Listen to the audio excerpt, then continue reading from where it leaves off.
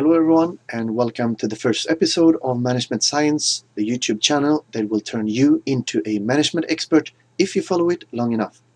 I'm your host, Dr. Martin Lockstrom, and in this episode I will explain the meaning of the term and trace back to its historical roots and highlight some of the historical milestones of management over time, so let's dive right into it. The purpose of this channel is to go beyond management as an academic subject as it's being taught in the classroom, not only by explaining various management concepts, but also by putting it in a historical context while also highlighting some of the greatest managers and management thinkers throughout history. So, what is management? Well, the word management originates from the Latin word manus and agere, where the former means hand and the latter means to act. In everyday life, it's the administration of an organization, whether it's a business, a non-profit organization, or a government body. It's the art and science of managing resources of the business. Management includes the activities of setting the strategy of an organization and coordinating the efforts of its employees in order to accomplish its objectives through the application of available resources such as financial, natural, technological, and human resources. The late 19th century management guru Henry Fayol elegantly summarized it as to manage is to forecast and to plan, to organize, to command, to coordinate, and to control. Run the business and change the business are two concepts that are used in management to differentiate between the continued delivery of goods or services and adapting of goods or services to meet the changing needs of customers. The term management may also refer to those people who manage an organization, namely the managers. The roots of management can be traced back to North Africa and Middle East, more notably among Sumerian traders and Egyptians who built the pyramids, both of which required management in order to carry out their activities. Furthermore, the spread of Arabic numerals in the 5th to 15th centuries and also the double-entry bookkeeping in the 15th century provided tools for managerial activities like planning and controlling. With the changing workplaces of industrial revolutions in the 18th and 19th centuries, military theory and practice contributed approaches to managing the newly popular factories. Given the scale of most commercial operations and the lack of mechanized record keeping and recording before the Industrial Revolution, it made sense for most owners of enterprises in those times to carry out management functions by and for themselves. But with growing size and complexity of organizations, a distinction between owners, namely individuals, industrial dynasties or groups of shareholders, and day-to-day managers, namely independent specialists in planning and controlling, gradually became more common.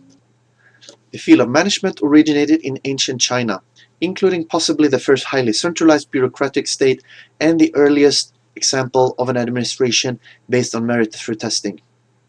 Some theorists have cited ancient military texts as providing lessons for civilian managers. For example, Chinese General Sun Tzu, in his 6th century book The Art of War, recommends being aware of and acting on strengths and weaknesses of both a manager's organization and a foe's. The writings of influential Chinese legalist philosopher Shen Buhai may be considered to embody a rare pre-modern example of abstract theory of administration. American philosopher Hurley Creel and other scholars find the influence of Chinese administration in Europe by the 12th century. Thomas Taylor Meadows, Britain's consul in Guangzhou, argued in his desultory notes on the government and people of China from 1847 that the long duration of Chinese empire is solely and altogether owing to the good government which consists of the advancement of man of talent and merit only, and that the British must reform their civil service by making institution meritocratic. Influenced by the ancient Chinese imperial examination, the Northcote Trevelyan Report of 1854 recommended that recruitment should be based on the basis of merit determined through competitive examination. Candidates should have a solid general education to enable interdepartmental transfers, and promotion should be through achievement rather than preferment, patronage, or purchase. This led to the implementation of Her Majesty's civil service as a systematic, meritocratic civil service bureaucracy. Like the British, the development of French bureaucracy was influenced by the Chinese system. Voltaire claimed that the Chinese had quote-unquote perfected moral science, and Francois Quesnay advocated an economic and political system model after that of the Chinese-French civil service examinations adopted in the late 19th century were also heavily based on general cultural studies. These features have been likened to the earlier Chinese model. Written in 1776 by Adam Smith, a Scottish moral philosopher, The Wealth of Nations discussed efficient organization of work through division of labor. Smith described how changes in processes could boost productivity in the manufacturing of pins. While individuals could produce 200 pins per day, Smith analyzed the steps involved in manufacture and, with 10 specialists, enabled production of 48,000 pins per day. Classical economists such as Adam Smith and John Stuart Mill provided a theoretical background to resource allocation, production, and pricing issues. About the same time, innovators like Eli Whitney, James Watt, and Matthew Boulton developed elements of technical production such as standardization, quality control procedures, cost accounting, interchangeability of parts, and work planning.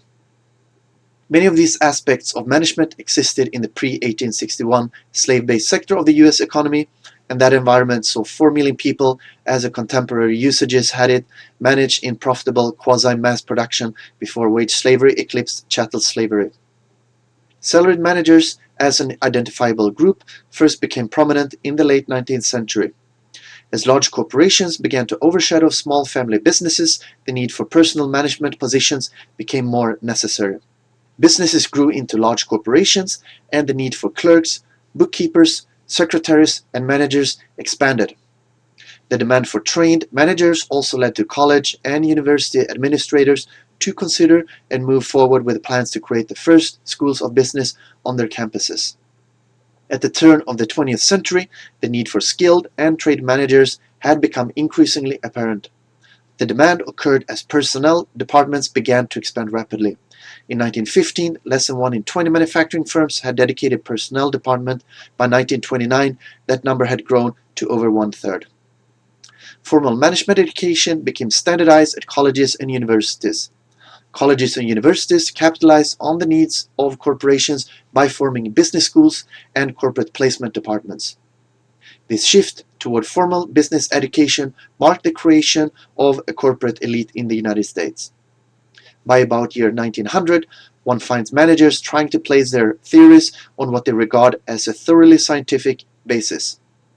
Examples here include, for instance, Henry Townes' Science of Management in the 1890s, Frederick Winslow Taylor's The Principles of Scientific Management from 1911, Lillian Gilbreth's Psychology of Management from 1914, Frank and Lillian Gilbreth's Applied Motion Study from 1917, and Henry Gant's charts from the 1910s. J. Duncan wrote the first college management textbook in 1911.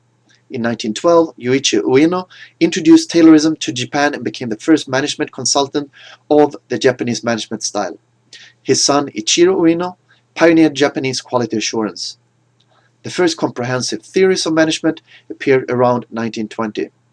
The Harvard Business School offered the first Master of Business Administration degree, or MBA, in 1921. People like Henry Fayol, Alexander Church described the various branches of management and their interrelationships. In the early 20th century, people like Ordway Teed, Walter Scott, and Jay Mooney applied the principles of psychology to management.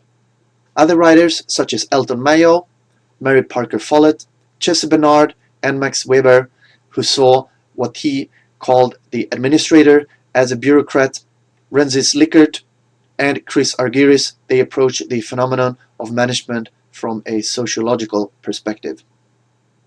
Peter Drucker, who wrote one of the earliest books on applied management, namely The Concept of the Corporation, published in 1946, it resulted from Alfred Sloan, who used to be the chairman of General Motors until 1956, commissioning a study of the organization. Drucker went on to write 39 books, many in the same vein. Harold Dodge, Ronald Fisher, and Thornton Fry introduced statistical techniques into management studies. In the 1940s, Patrick Blackett worked in the development of applied mathematics science of operations research, initially for military operations.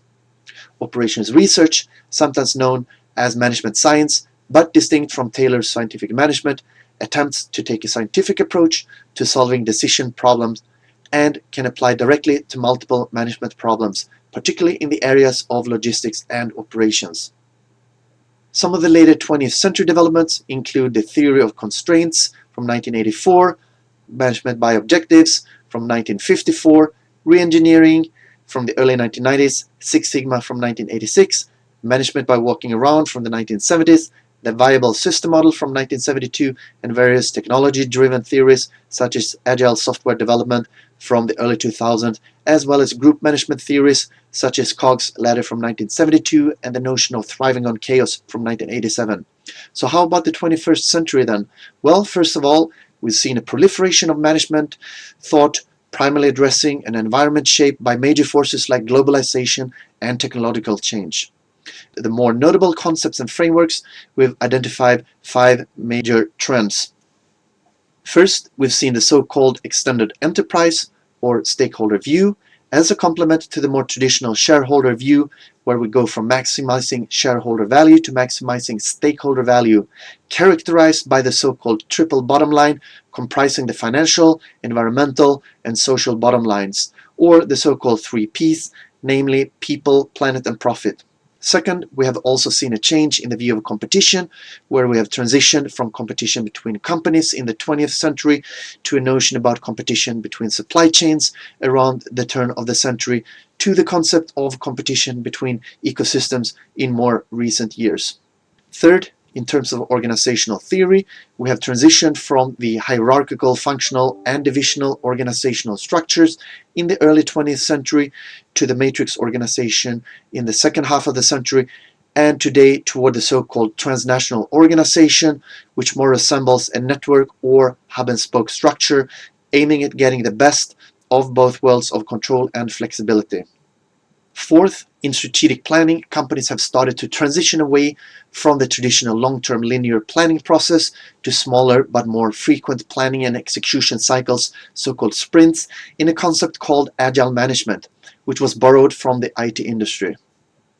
And fifth and final, technology itself also changes the way we manage businesses by fueling industrial revolutions, from mechanization to mass production to automation to cyber-physical systems, where the latter denotes the fourth industrial revolution where we are today. Cyber-physical systems means that systems, processes, and equipment are monitored and controlled by computer-based algorithms. As the technology advances, this means that not only repetitive processes are controlled by computers, but increasingly also in terms of decision-making. In other words, we are currently in an era where management as a task and activity becomes increasingly automated. Alright, we covered a lot of ground here today. To sum up, we have learned that management is a very old concept dating back several thousand years to ancient Middle East and China. We've also learned that management as a concept has continuously evolved over time, being shaped by the pertinent environment people live in. The field will continue to evolve in the future, obviously raising questions about what the role of the manager will look like in the future, making it a very interesting area of study indeed. In the following episodes, we'll delve deeper into different subtopics within the subject of management, so please stay tuned and don't forget to hit that like button, and also please subscribe to this channel for alerts about new contents ahead. Have a great time until then, take care, bye bye.